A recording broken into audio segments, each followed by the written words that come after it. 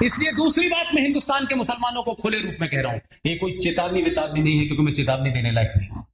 एक सजेशन है मेरा, इस सभा में भी कोई मुसलमान बैठा हो तो जरा जाइएगा और 5 वक्त की नमाज पढ़ने के बाद जब दिमाग ठंडा हो जाए तो मेरी बात को सोचिएगा। पूरी दुनिया में इस्लाम, पूरी दुनिया में उन 57 देशों में जहां किसी गैर मुस्लिम को रहने का अधिकार ही नहीं है, वो भी छोड़ दीजिए, पूरी दुनिया में इस्लाम जो जलील हो रहा है, जो ख्वार हो रहा है, जो उसके खिलाफ हालात बने हुए हैं, उसके लिए खुद मुसलमान जिम्मेदार हैं। और इस सब के बावजूद कि आप क्या कर रहे हैं, आईएस की तस्वीरें आती हैं, कभी वो पानी में डुबो के मारते हैं, कभी लाइन से जमीन पर लिटा के लोगों को मारते हैं। मैं तो फिर भी ये कहूंगा कि सरकार ये भी भले ही कितनी भी राष्ट्रवादी हो, लेकिन इनके अंदर भी वही डीएनए है। क्या ट्रेजेडी है कि कोई बड़ा लीडर, चाहे वो हैदराबाद का जाहिल हो या वो जो रामपुर में पढ़ा लिखा बताता है अपने आप को, किसी ने एक बात को इस ईमानदारी के साथ, अगर 1 मिनट के लिए भी तुम मुसलमान हो और मोहम्मद पे तुम्हारा यकीन है और कुरान मजीद पे यकीन है, शरिया पे यकीन है, तो 1 मिनट के लिए तो तुमको अपने मुंह से यह कहना चाहिए कि हिंदुस्तान का मुसलमान, पढ़ा लिखा मुसलमान, इंजीनियर, डॉक्टर इस देश से भाग करके आईएस को ज्वाइन कर रहा है, और जिन्हें तुम काफिर कह के मांग रहे हो, वो काफिर तुमको रोक रहा है, मत जाओ, तुम्हारा मुस्तकबिल यहां है, वहां नहीं है। बाकायदा फौज लगाई जा रही है, पुलिस लगाई जा रही है, खुफिया पकड़ के वापस लाया जा रहा है, भाई वहां मत जाओ। फिर भी तुम कहते हो कि ये प्रधानमंत्री एंटी मुस्लिम है, फिर भी ये तुम कहते हो। हमारा होता कि जाओ जिसको जाना है, तुमने अगर मरने का सोच लिया है तो फिर हम नहीं कुछ कर सकते। इस सब के बावजूद कि 1000 साल तक तुमने इस देश के साथ क्या किया है, एक राज्य जहां तुम्हारा संविधान चलता था वहां तुमने कैसे प्रोविजन पास किए हैं, उसके बावजूद भी हमने 5000 साल पुरानी सभ्यता नहीं छोड़ी। और वो मुसलमान जो आईएएस और पीसीएस होकर के जा रहे थे, उसे ज्वाइन करने जा रहे थे, उसको भारत की हिंदू सरकार और हिंदू प्रधानमंत्री रोका है। इससे ज्यादा आप हमसे क्या चाहते हैं भाई? और फिर भी हमारे दामन पे दाग है। आप अपनी महिलाओं को, जो कुछ आप उनके साथ कर रहे थे कुरान मजीद का नाम लेकर के, वो नरेंद्र मोदी को क्या तकलीफ थी उसमें? आप करिए ये, क्योंकि तो आप कर ही रहे थे पिछले 70 साल से। तो इस बात को हवाले के तौर पे कहता हूं, कुरान मजीद जिन लोगों ने नहीं पढ़ा, मैं हिंदुओं से भी कहता हूं कि कुरान थोड़ा थोड़ा पढ़ लिया करिए आप भी। और जिस दिन आप कुरान मजीद पढ़ लेंगे, याद रखिएगा 5000 साल तक सनातन संस्कृति को कोई मिटा नहीं पाएगा। पढ़ लीजिए बस एक बार, ईमानदारी से पढ़िएगा। कुरान मजीद में एक जगह लिखा हुआ है कि अल्लाह अपने बंदों से ये फरमाते हैं कि इस कायनात, ब्रह्मांड, सृष्टि में मैंने सब कुछ तुम्हारे लिए बनाया है, तुम्हारी हर जरूरत के लिए मैंने चीज दी है तुमको, लेकिन इस सृष्टि के साथ तुम्हें कैसे रहना है, क्या करना है, ये मैंने सारी हिदायतें, इंस्ट्रक्शन दिए हैं। अगर तुम मेरे बताए रास्ते से भटके या उस रास्ते से उतरे तो मैं इसी सृष्टि के ऊपर ऐसे लोगों को भेजूंगा जो तुम्हें मेरे रास्ते पर ले आएंगे। अब ये कोई गैर इस्लामिक बात है? ये कोई मुसलमानों की शान में गुस्ताखी है? जो कुरान में लिखा है इतना ही पढ़ के बता रहा हूं, तुम पढ़ नहीं रहे, मैंने बता दिया। तो अगर ये तुम मान लो तो उसमें लिखा है ऐसे लोगों को भेजूंगा, ये नहीं कहा हामिद अंसारी को भेजूंगा, ये नहीं लिखा उसमें। ऐसे लोगों में वैसे ही आ गया है, और इसीलिए बिना लाग लपेट के उसने चुना तो वो आपके वोट से गया। आपको लगता था जाति हमारा काम होना चाहिए था, उसने कहा ना, अल्लाह ने भेजा है। पहले अल्लाह ने भेजा है जो उनके बंदे रास्ते से उतर गए हैं, और एक महिला के साथ जो जघन्य अपराध कर रहे हैं, जो कुरान में नहीं लिखा है, उसको रोका, 3 बार ऑर्डिनेंस लाके रोका। अब सोचिए कि जो आईएस में मुसलमान पढ़ा लिखा उसको ज्वाइन करने जा रहा है, वो भी इसी हिंदू सरकारों से रोक रही है। जो हलाला के नाम पे औरत के साथ आपने खेल खेला, जो आप कोर्ट में साबित नहीं कर सकते क्योंकि गैर कुरानिक था, वो भी कुरान का हवाला दे दे के बेचारा बता रहा है। अब आपकी मोहब्बत में उससे कुरान भी पढ़ लिया, आप क्या चाहते हो? तो टोपी नहीं लगाई इसका दुख है, लेकिन कुरान को सही मायने में पढ़ के उसको इंप्लीमेंट कर दिया तो तकलीफ हो रही है, क्योंकि उससे दुकान बंद हो रही है आपकी।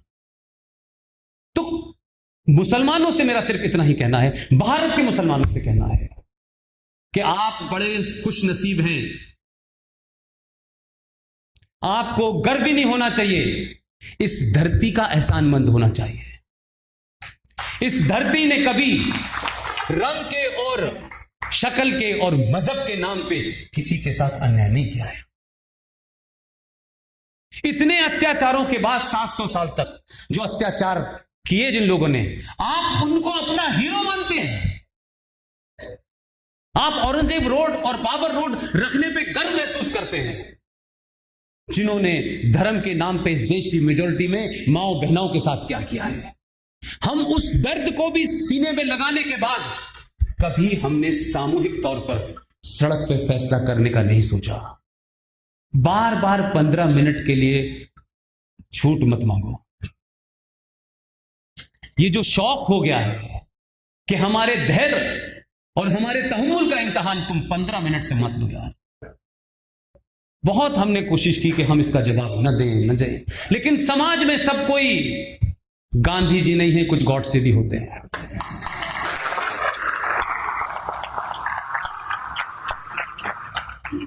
बहुत कोशिश की कि मत करो मत करो, बहुत समझाया, तुम्हारे लिए ये भी योजना, तुम्हारे लिए संविधान में ये भी हम मानने को तैयार हैं। हमने संविधान के इतर भी कई फ्रॉड करे हुए हैं जिन पे हमारी टीम काम कर रही है, और एक बड़ा फ्रॉड इस देश में कुछ दिन बाद आपको सुनने को मिलेगा कि जम्मू कश्मीर के अंदर हमारे एक साथी हैं अंकुर शर्मा। ही इज ए 24 और 25 year old brilliant young lawyer. उसने सिर्फ इतना पूछा कि जम्मू कश्मीर में जो लोग माइनॉरिटी में हैं, क्या उन्हें माइनॉरिटी कमीशन के माध्यम से जो सुविधाएं मिलती हैं मिलनी चाहिए। उस राज्य में वो माइनॉरिटी में है, डोगरा हिंदू, दलित हैं, सिख हैं। ऐसे ही इस देश के 8 राज्यों में हिंदू माइनॉरिटीज में है, जैसे पंजाब में है। तो जहां जो माइनॉरिटी में है उसको माइनॉरिटी का फायदा मिलना चाहिए। माइनॉरिटी कमीशन बना माइनॉरिटी शब्द के लिए है या किसी का नाम लिख के बना है। अब क्या हुआ मैं सुप्रीम कोर्ट के सोने की बात कर रहा हूं। तो ये जब पीआईएल लेके गए और सुप्रीम कोर्ट में अर्जी दी, तो सुप्रीम कोर्ट ने कहा यह कैसे हो सकता है जम्मू कश्मीर में। हाँ बिल्कुल सही करें, यहां तो माइनॉरिटी में, अच्छा इनको माइनॉरिटीज की फैसिलिटीज नहीं मिलती। उसने कहा सर नहीं मिलती। तो उन्होंने, सुप्रीम कोर्ट ने केंद्र सरकार को और राज्य सरकार को नोटिस जारी कर दिया। नोटिस जारी करने पे जम्मू कश्मीर का वकील आता है और एफिडेविट में क्या लिखता है पता है आपको, कि जम्मू कश्मीर में मुसलमान माइनॉरिटी में है। अब सुप्रीम कोर्ट का जज ना तो हंस पा रहा है ना रो पा रहा है, और हमको तो पता था खेल क्या है इसमें। तो सुप्रीम कोर्ट ने केंद्र सरकार को और राज्य सरकार को नोटिस दे दिया है। और फिर यह पता चला कि भारत में एक जगह है जिसका नाम है पौंडीचेरी। सुना है आपने नाम है? पौंडीचेरी में 96% मुसलमान हैं, वहां भी माइनॉरिटी में है। तो ये जो आपने देखा होगा एक बना हुआ है नेशनल कमीशन फॉर माइनॉरिटीज, ये भारत के संविधान का हिस्सा नहीं है, इसका संविधान में कोई जिक्र नहीं है। लेकिन इस देश में मुसलमानों की नाजायज मांगों को अपील करने के लिए यह नेशनल कमीशन फॉर माइनॉरिटीज बना दिया गया। और उस माइनॉरिटीज कमीशन के अंदर लिखा कि मुसलमान, सिख, पारसी, ये लोग वगैरह वगैरह, ये लोग माइनॉरिटी में हैं। अब क्योंकि वो नेशनल कमीशन है और उसमें मुसलमान शब्द पहले ही दिन आपने दे दिया, तो राष्ट्रीय स्तर पर उसकी गणना होने लगी। लिहाजा मुसलमान जहां 96% भी है वहां भी वो माइनॉरिटी में है, कि राष्ट्रीय कमीशन में लिख दिया गया। सुप्रीम कोर्ट ने कहा यह तो मुमकिन ही नहीं हो सकता। उस पर नोटिस जारी हो गया है, कहा कि राज्यों के स्तर पर माइनॉरिटीज तय होंगी, राष्ट्रीय स्तर पर कैसे हो सकता है। तो जो राष्ट्रीय स्तर पर जब आपने तय किया उसी का नतीजा है कि जम्मू कश्मीर में 71% है मुसलमान, तो अभी वहां माइनॉरिटी में काउंट करे जा रहे हैं।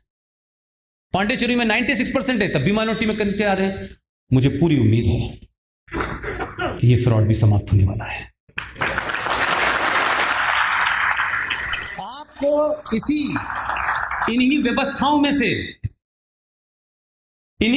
में से बारीक सी लाइन ढूंढनी होगी और उसी को हथियार बनाना होगा। दुनिया में यूएनओ कहता है कि जो टोटल पॉपुलेशन हो, उस टोटल पॉपुलेशन का जो मिनिमम 2.5% होगा, जो 2.5% होगा टोटल पॉपुलेशन का, उसे माइनॉरिटी का दर्जा मिलेगा। ये यूएनओ कहता है। और आपके यहां गोपाल स्वामी अयंगर, उनकी रिपोर्ट, पटेल जी की रिपोर्ट पे जो बातचीतें हुई हैं दोनों मुस्लिम लीडर से पाकिस्तान बनने के बाद, उन्होंने कहा क्योंकि मुसलमान यहां से चले गए हैं और जो यहां रह गए हैं, कहीं यहां का हिंदू अपने उस गुस्से के कारण यहां के मुसलमानों पे कोई जाने अनजाने अत्याचार न कर दे, तो हम इसको मानने को तैयार हैं। तो उन्होंने कहा नहीं, हमें कुछ स्पेशल पावर मिलने चाहिए। तो गोपाल स्वामी अयंगर ने कहा है, यह डिबेट है, उन्होंने कहा कि यह बात दोबारा मत कहिएगा आप लोगों ने धर्म के नाम पर देश लिया, हजारों लोगों को मारा, पूरे साउथ के अंदर मैं अपना मुंह नहीं दिखा पा रहा, और आप पाकिस्तान बनाने के बाद हमसे कह रहे हैं कि हमें विशेष अधिकार चाहिए। आपको रहना है रहिए, कोई अधिकार नहीं मिलेगा आपको। लेकिन क्योंकि गोपाल स्वामी अयंगर, पटेल, इनकी बातों का महत्व नहीं है, महत्व तो उनका था विजनरी का, जो अकेले देश चला रहे थे, लिहाजा ये फ्रॉड शुरू हो गया। तो ये जो बना माइनॉरिटी कमीशन, ये तो इंदिरा गांधी के जमाने बना। और आप अगर चीजों का सीक्वेंस देखेंगे, एक मुस्लिम लीग थी जिसने पाकिस्तान बनाया, ये सच है कि नहीं है? वो पाकिस्तान चली गई। जो यहां छोड़ गए मुस्लिम लीग को, उन्होंने रातों रात अपने नाम के आगे लगाया ऑल इंडिया मुस्लिम लीग। वो सिमट के अब केरला चली गई। तो जब वो केरला चली गई तो मुस्लिम पॉलिटिक्स के लिए कोई नई दुकान खोलनी थी। तो श्रीमती इंदिरा गांधी ने मुसलमानों से कहा कि एक नई दुकान खोलो। मुस्लिम लीग तो बंद हो गई, क्योंकि तो हमें सेकुलरिज्म का बुखार है कि जब तक हम मुसलमान हिंदू नहीं करेंगे तो वोट नहीं मिलेगा। तो उसी 1973 में एक एनजीओ बनाई गई। उस एनजीओ का नाम है all India Muslim personal law board. ये मात्र एक एनजीओ है, लेकिन टेलीविजन पे कांग्रेस के एक लीडर कहते हैं कि इसका जिक्र कुरान शरीफ में है। अब आपके पागलपने की कोई हद हो सकती है, कोई कुछ भी कहने को तैयार है। तो समय समय पे हमारे देश में यह हुआ। तो जो टॉपिक है, इस टॉपिक पे मेरा सिर्फ इतना ही कहना है, आपने लिखा है भारतीय संविधान, पहले तो यही तय हो जाए कि यह भारतीय है कि नहीं। हिंदुत्व तो बहुत बात की बात है, राष्ट्रवाद तो बहुत बात की बात है। इस संविधान को बहुत लोगों को बुरा लग सकता है। दुनिया में हर चीज की समीक्षा हो रही है, किसने क्या किया, किसने क्या नहीं किया। जलियांवाला बाग के लिए इंग्लैंड की सरकार माफी मांग रही है, वहां की रानी आपसे माफी मांग रही है कि यह गलत हुआ। माफी मांगी तो इतने साल बाद मांगी। भाई इस पे भी कुछ लोग माफी मांगने का कब समय आएगा, इस पे भी माफी मांगे। इसमें जो आपने अपराध किए हैं उनको तो ठीक करें कम से कम, बाकी तो देश चल ही रहा है।